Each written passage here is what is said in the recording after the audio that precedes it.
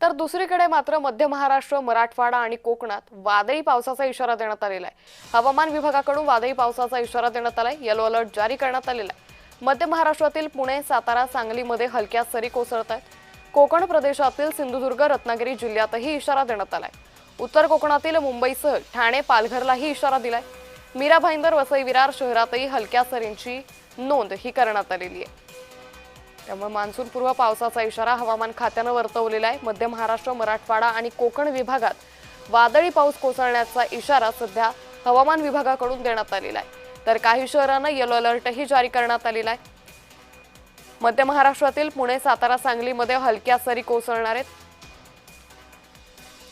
या संदर्भात अधिक माहिती घेऊयात आमच्या प्रतिनिधी उज्ज्वला रौंदळ यांच्याकडून। उज्ज्वला, हवामान विभागाकडून वादळी पावसाचा इशारा देण्यात आलाय, काय अधिक अपडेट?